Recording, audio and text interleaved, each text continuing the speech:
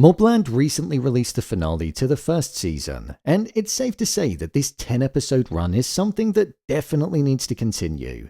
With a gripping story, action on every corner, phenomenal performances from the likes of Tom Hardy, Paddy Considine, Brosnan, and Hellen Mirren. With the way that episode 10 wrapped up, there's definitely more that they can do with it within season 2.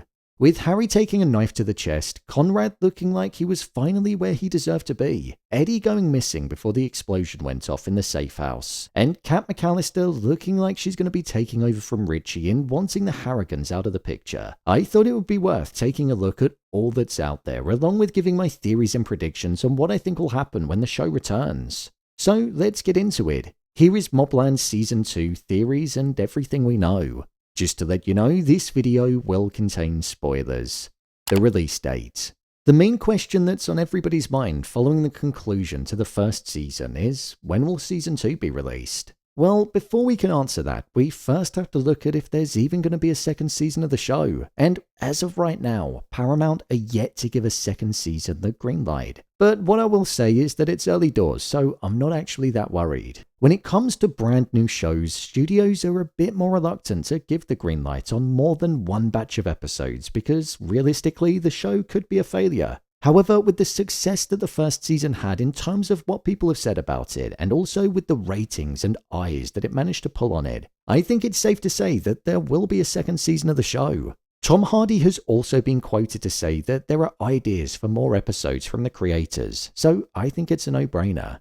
Ronan Bennett created Mobland, and he also created the likes of Top Boy, which did have a multiple season run, so I reckon he could be looking for the same approach with this show. So if the show does get the green light and it's given the go-ahead for another batch of episodes, when could we most likely see it? Well, usually in the TV world it used to be a year between seasons, but now it seems like most shows like to wait around 2 years between each new season. Apparently Mobland went into production in November of 2024 and it was released in March of this year. So there was actually a really quick turnaround, so that is a hopeful sign for the speed in which they could look to get a season 2 out the door.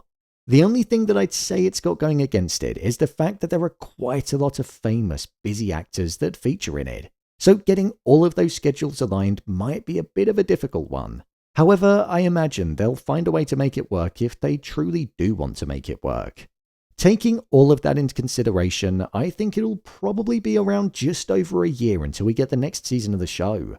I'm going for a June or July 2026 release date, as that allows time for the writing, production, post-production, and marketing. So we've got a little while to wait still.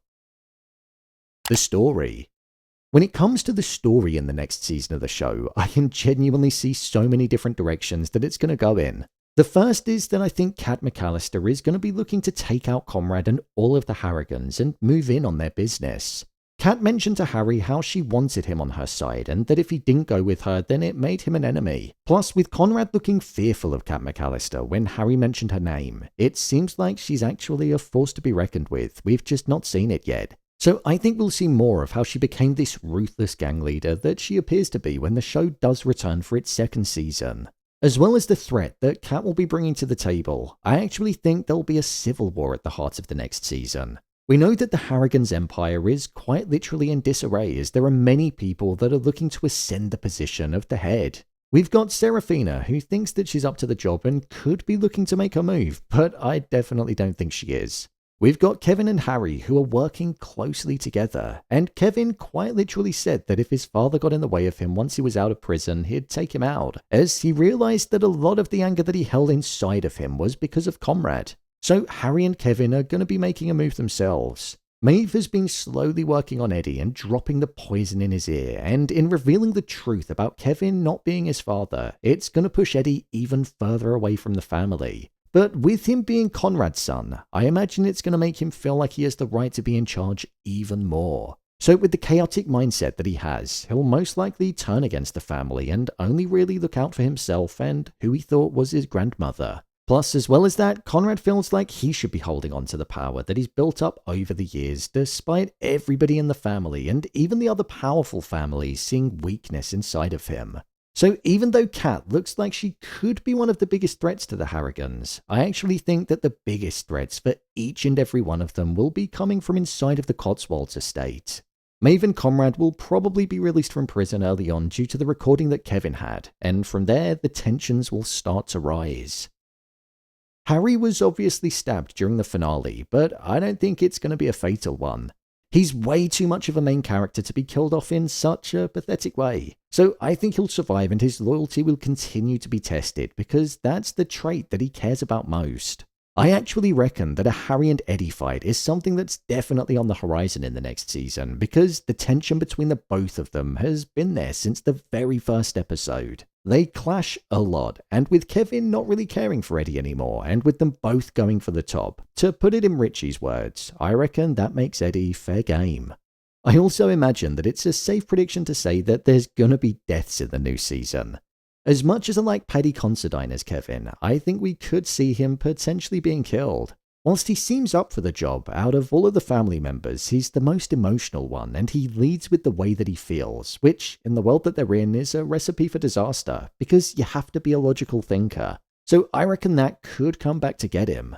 Jan and Gina are obviously two characters that aren't really cut out for the life that they're currently leading, and they were slowly getting pushed to the edge of what they could put up with throughout this season. So I reckon Season 2 will take it even further. Richie was powerful, but he had a weakness. Kat seems even more powerful and even more connected. And I think Jan and Gina could be two characters that get caught in the crossfire even more and maybe even get used as leverage. So that might make Harry's relationship get tested even more.